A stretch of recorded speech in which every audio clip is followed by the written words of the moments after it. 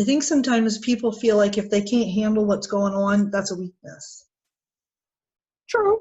You know? But I mean, it goes back to what you were saying, change your perspective.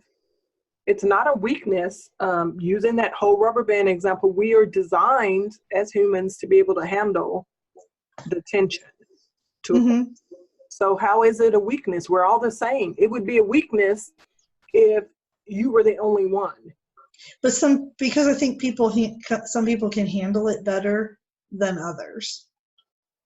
And I read something about like my personality where I like to see things in order. Mm-hmm. I probably have a harder time dealing with a lot of stress than somebody who's just like, whatever happens, happens.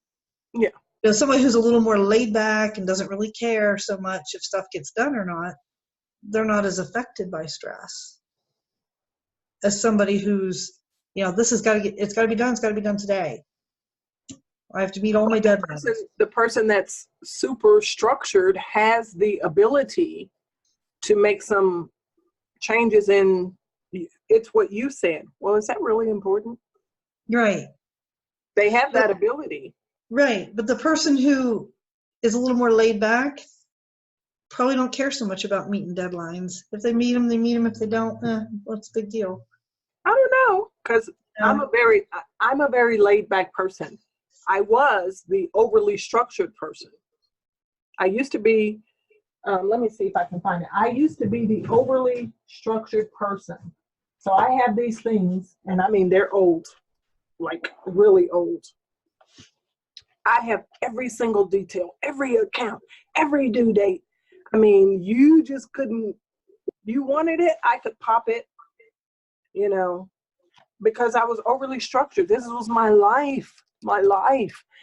I'm not like that anymore. I still have order in my life. I still know the same things, but I don't stress over it. There's kind of a difference in how I'm facilitating it. Doing the same thing, just not putting that pressure on myself. So I think people put pressure on themselves where it's not necessary to do so. I'm going to meet deadlines.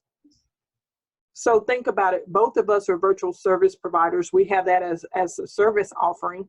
I still meet my deadlines, but I facilitate it better. Whereas before it was like, oh my God, I gotta meet the deadline. Yeah, it's just a difference in it. Now it's like, okay, if you do this on this day, this on this day, this on this day, then you'll meet your deadline. And then do it. And then it's done.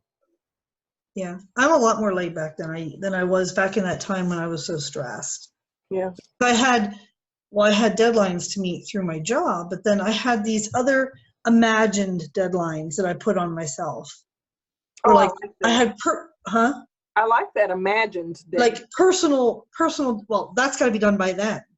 Or that's got to be done by then. I kind of put that into everything else I had going on. Mm-hmm. And when I think back now, some of that stuff could have been like, which is like, I come home and, dishes piled in the sink would make me lose it. I would just lose it with my kids. And I think back now on it, it's like, what was the big deal? There is no big deal. But at that time, that little thing would just set me off. Like I had such a rough day. I just drove home 20 minutes thinking about work. And then something like that would just send me over the little thing that was really nothing would just send me right over the edge. I think you just said a key thing though. And this is something I have someone that I'm working with. This is something that I share with them. You said, I drove home thinking about work. Mm-hmm. And what I try to tell the person that I'm working with is stop thinking about work. You bridged it. There was no separation. I'm getting off work, right? I'm getting off work. Work is done. I'm going to leave that there. And then I'm going to go home. So you carried that just right on over. Yeah, I carried it everywhere. I couldn't sleep at night. I'd wake up in the night. I started having anxiety attacks. Yeah. I'd wake up in the night, my heart just racing, thinking I forgot to do something. And I learned to start writing stuff. Like I'd text myself or I'd email myself in the middle of the night. I'd get my phone. I'd be like, email myself to tell myself, remember to check that. Remember to check that. And that was very close to the end. where Mike was even telling me, he's like, you need to quit your job. He said, like, you need to quit. And I'm like, I can't, I just can't, this kind of thing. I had that in my mind too. I can't quit my job. And it really wasn't the job. It was you. It was me. It was you. Yeah.